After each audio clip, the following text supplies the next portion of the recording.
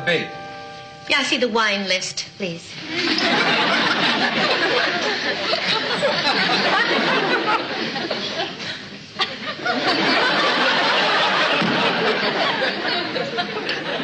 Excellent choice. You serve lunch here? No, but you can have half my sandwich. Oh, no, thank you. I was just inquiring for future reference. Interesting. Poignant. Yeah, gentle. Probably from the northern slopes. That'll be 20 cents. Can you cash a check for me? Oh, unemployment check, huh? You have any identification? Yes, my driver's license. It's not a very good picture. I had a cold that day. My hair was a little longer then. I wasn't sure I should cut it, but now I'm glad I did. Everybody just loves it. What do you think? Terrific. I think I'll have mine cut the same way. Okay, just sign it, please. I feel rather strange becoming a ward of the state. See, I was married for 20 years, and then when my husband died, I took a job in a photography studio. The owner was a darling woman, a dear, and very close friend of mine. And last month, she just got married and moved away. Yeah, where'd she move to? For some reason, she never gave me the address. Anyway, here I am, pounding the pavement looking for a job. Hope you don't mind my unburdening myself to you like this. Just feels so good getting some of these things off my chest. Such as it is. Hey, go ahead and talk. I don't mind. Oh, thank you. It's so depressing having nothing to do. I just feel so useless. I keep going through want ads, but... Harry, the usual. Make it a double. Sure. There's nothing there. Well, she did it, Harry. She left me. I came home and I found a note on the refrigerator door. Said she's in love with someone else, and that's it. After 10 years, Harry. After 10 years. As I was saying. I'd take anything. I'm that desperate. I just so... Cleaned out the bank account, too. She didn't leave me with a penny. I'm losing my pride, my sense of self-respect. I don't know what I'm going to do, Harry. I loved her. I really loved that woman. Excuse me, but I was here first. You see, Harry, I have this daughter that I'm trying to put through college. Last month, my kid was arrested for shoplifting. Sometimes I get these headaches that just won't go away. Thursday, my transmission breaks down. I don't have the money to get it fixed. I am a recent widow. The doctor says that my mother needs another operation. I think I'm going to be laid off at work. They're going to repossess my house, and the dentist says my whole mouth's going to come out. I want to find an easier bar.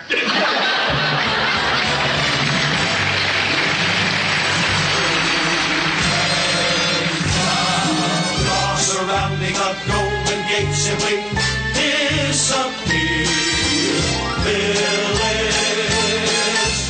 Phyllis, moving slow warning bells on the cable cars play the gangs all year.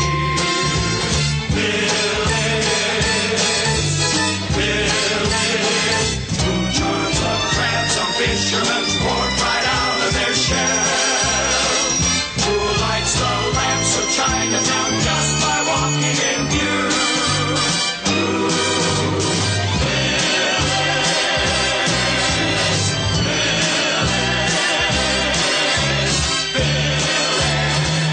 It sure isn't you. Hi. Oh, hello, dear. Any luck finding a job? No, Audrey. I don't understand it. This last month, I must have gone on 20 job interviews. Why won't somebody hire me? I'm educated, I'm attractive, I'm intelligent, I'm sophisticated. Maybe they're discriminating against you because, well, you're a member of a minority group.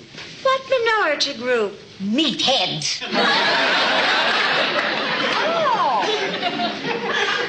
I'm going to my room. Was there something I said? Hello, everybody. Oh, Jonathan. Phyllis is so depressed. Isn't there something you could do to help her? What?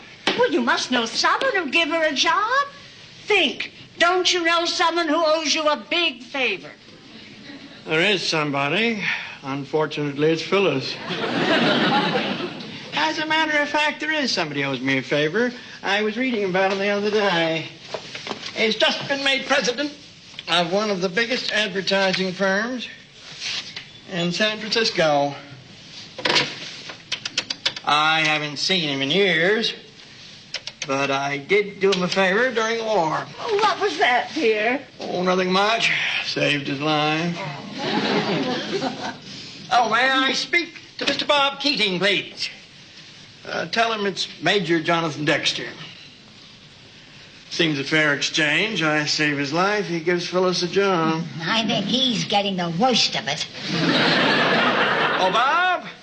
Yes, it's me. How are you, you old son of a gun? You're right. It's been over 30 years. We haven't seen each other since the night I saved your life. What do you mean you don't remember? Salerno, 1943, the night the Germans counterattacked. You were lying on the ground half dead with a Nazi soldier standing over you ready to finish off. I knocked him cold with my rifle butt and carried you back through the minefield to the first aid station. And you don't remember that? Oh, really? My Lord, I saved the Nazis' life.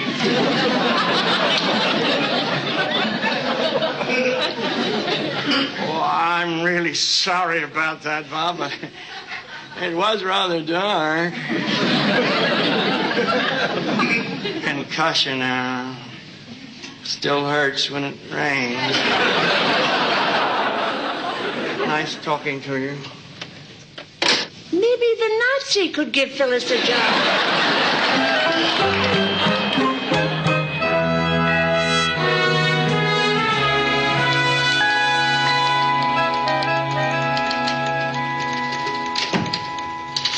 Excuse me. I'm Mrs. Phyllis Lindstrom. I have an appointment with Supervisor Jameson. Oh, he hasn't come in yet. Would you have a seat? Not at my desk. Sorry. You work for Supervisor Jameson? No, I'm Supervisor Marsh's administrative assistant. Oh, that's the same job I'm here about, only with Supervisor Jameson. See, Judge Dexter's a friend of the supervisor, and I live with Judge Dexter. Oh? Actually, I don't live with him. I'm a guest in his home. He's my late husband's mother's second husband. We're only related by death. Harriet. Oh, hi. I'm Supervisor Marsh. What can I do for you? I'm Mrs. Phyllis Lindstrom. She has an interview with Supervisor Jameson about the assistant's job. Well, I wish you luck. I hope the interview goes well for you and everything else goes well for you for the rest of your life. Thank you. Well, I'm off. Oh, you better sign these condolence cards first. Right. A lot of condolence cards. Yes, you see, when anyone dies in the Bay Area, I make it a point to send the family a card expressing my sincere condolences. It's just my way of letting them know someone cares. What a lovely, thoughtful gesture. Find that very impressive. Thank you. And may I say, Mr. Lindstrom is a very lucky man. Mr. Lindstrom is dead. Oh, I'm so sorry.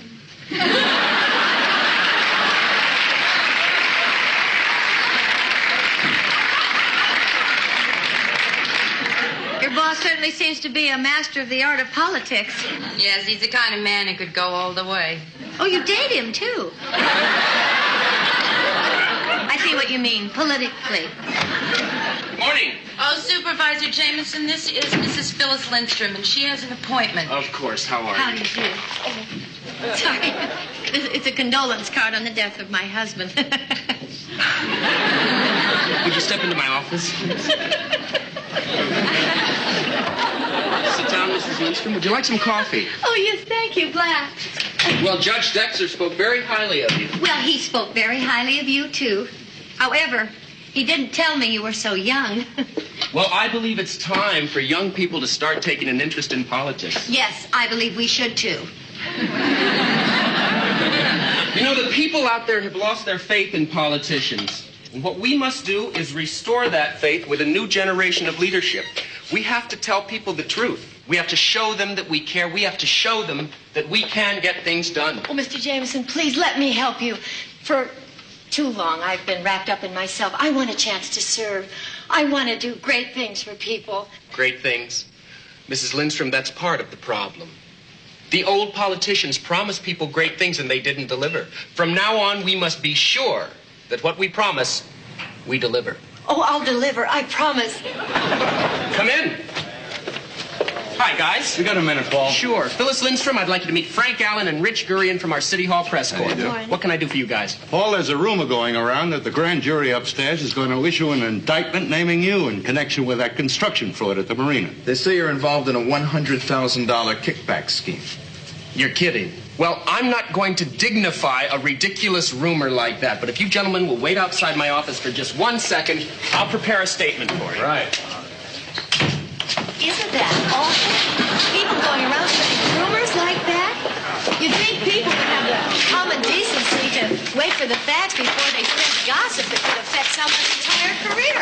I knew I should have gotten that paper shredder. Hey, Paul, you coming out? In a minute. Would you please get me those files on top of that cabinet? Hurry! Supervisor Jameson, I know it's none of my business, but these papers, what exactly are we doing? Oh, you mean these papers? Well, Mrs. Lindstrom, it's just possible that because of this marina thing, there might be some sort of an investigation. And my files, like anybody else's files, contain papers which, viewed out of context, might conceivably be misconstrued or misinterpreted. And we wouldn't want that to happen, now would we? No. Good. Now, would you get that file on top of the cabinet?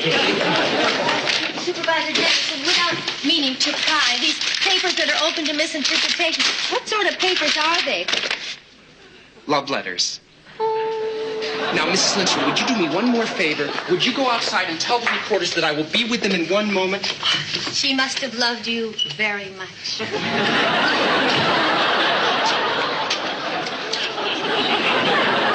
know anything about this marina business? No, I don't. But I think I know people. And you can take it from me, as someone who has seen the personal, private side of Mr. Jameson, that he is a man of the highest ideals and the deepest integrity. I just wish there were more men like Paul Jameson in the government.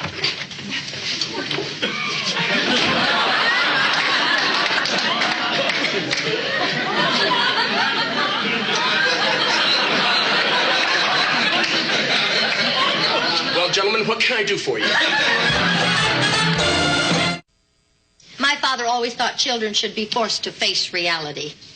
When I was 4 years old, he told me there was no Santa Claus.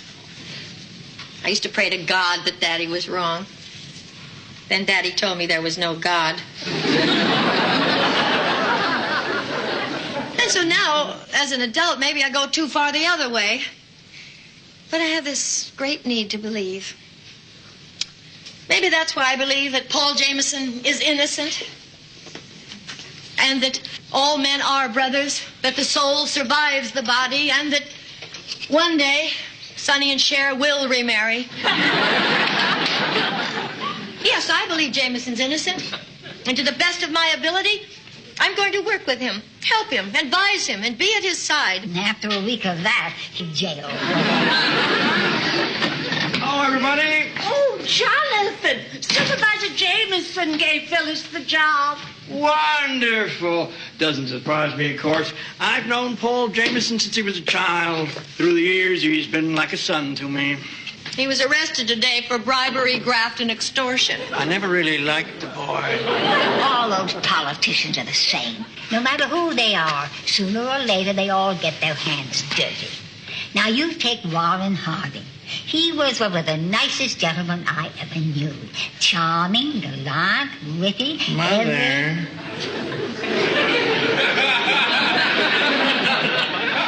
You knew Warren Harding?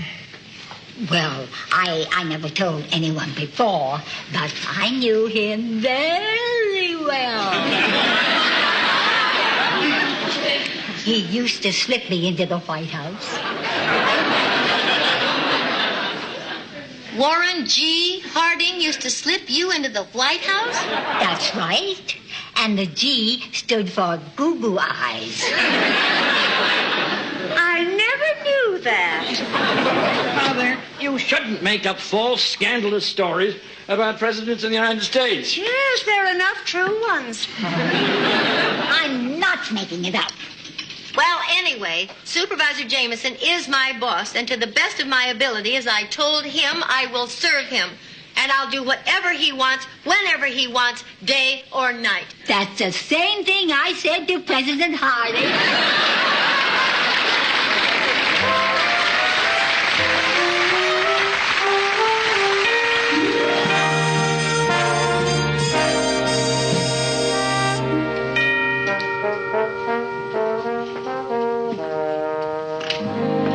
Phyllis, what are you doing here?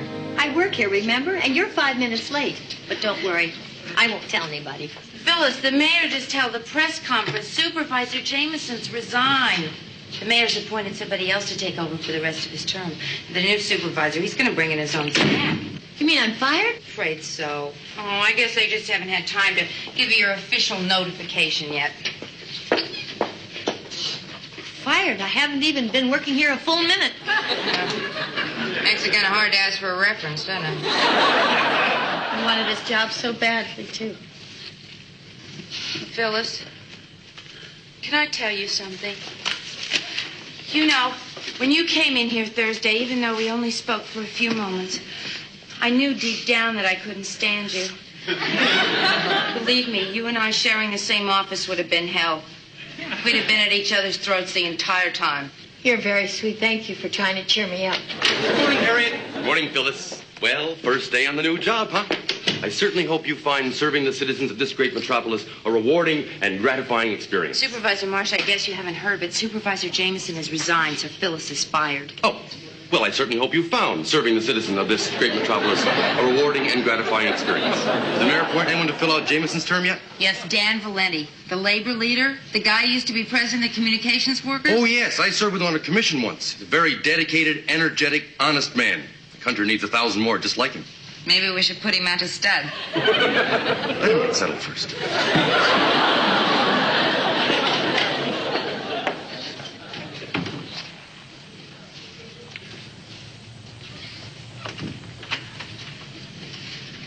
Excuse me.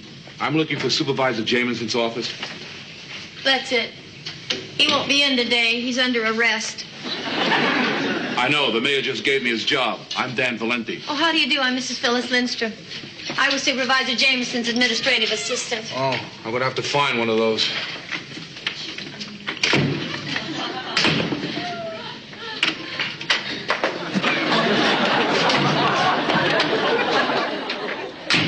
What about me? For what? You need an administrative assistant. And I am an administrative assistant. It must be fate. No, I don't think so, Lindstrom. I can't hire anyone to work for Paul Jameson. I thought you might say something like that. In fact, I must confess, I had a plan I was going to put into operation. Well, I can't go through with it. It's so silly.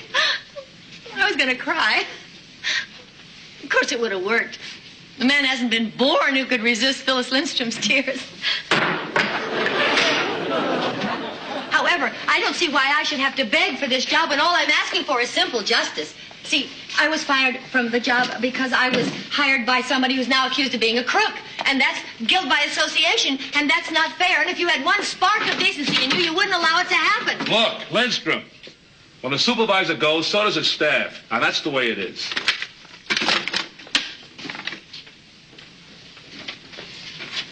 I've been out of work for 2 months. Yesterday, I finally get a job I really want, and this happened. I don't know what I'm going to do. All right, come on. Don't cry. Don't cry. Come here. Come on. Here. Here. Oh, come on. Wait a minute. This was your plan. You told me you were going to cry. You think I'm going to fall for this after you told me you were going to do it? This isn't planned crying. This is real crying. There's a difference? Yeah. This is planned crying.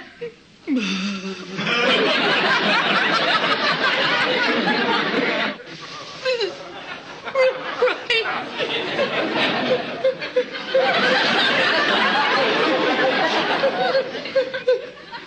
All right. Look, Lindstrom. Lindstrom. Lindstrom. Look, I'm new at this job. I mean, I haven't the vaguest idea what I'm supposed to do or how I'm supposed to do it.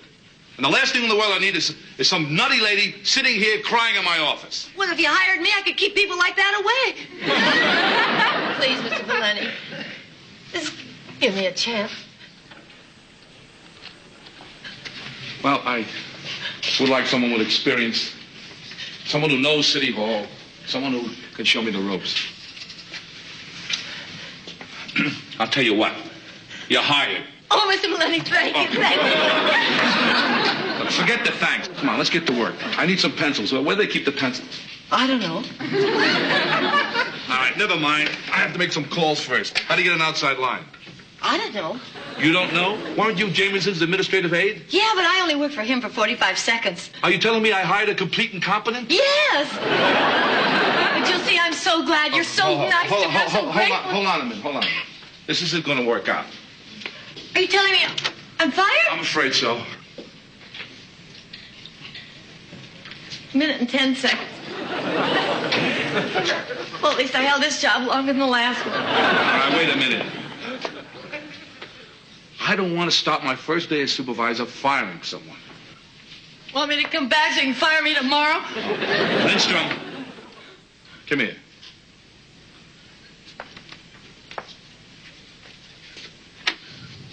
All right, so you're inexperienced. I'm inexperienced, too. But, you know, maybe that's good. As far as I can see, it's the experienced people in this world that are not doing such a hot job. Maybe ignorance is our strongest point. It's always been mine. All right. You're hired again. I am? Sure, why not? Okay, come on, let's get started. How about some coffee? Oh, thank you. I'd love some.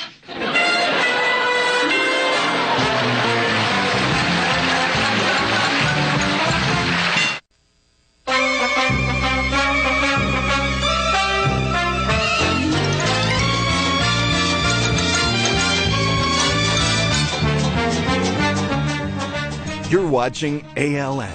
Here's what's coming next.